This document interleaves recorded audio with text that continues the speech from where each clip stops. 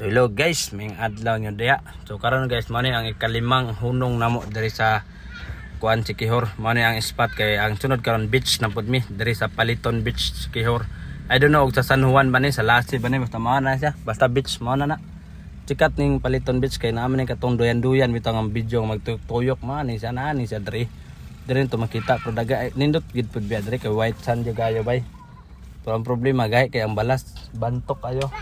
Pero grabe po ka timing po ng paglaag na mo diri perti pong inita sa wagi lami ikaligo. So shout out dai tanin ni Edson og win mic nong ngilog og camera 360 kasi sila daw kuno na po kuan mohawid kay mag video daw sila nga namo gyud agi nga mga dalaging mga chicks bang mga hubag bitaw. May lang sige tutukan awa mga mata matikasan kaning duha ay win mic si Edson ikatulo dai si kuan dai si Dagul, shout out kang Dagul. So dire guys nagpa-picture kami aning tower nila sa kaning balas ba. Sun Tower ambot unsay tawag ana basta nagpa-picture man na diya gikan.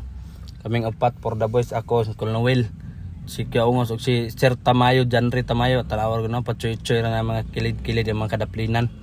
Matik oy, sige pa ni kasoroy-soroy ning gunit sa camera 360 oh.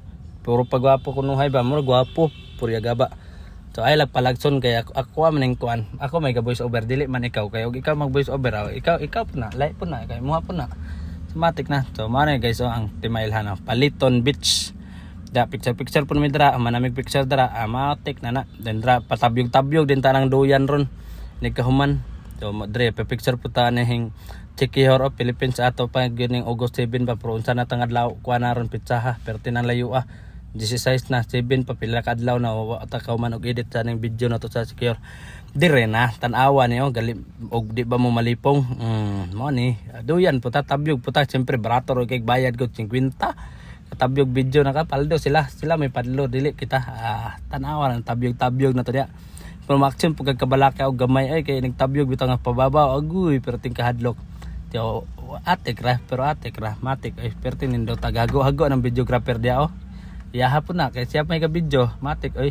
So maray to guys na salamat sa pagtanaw, God bless.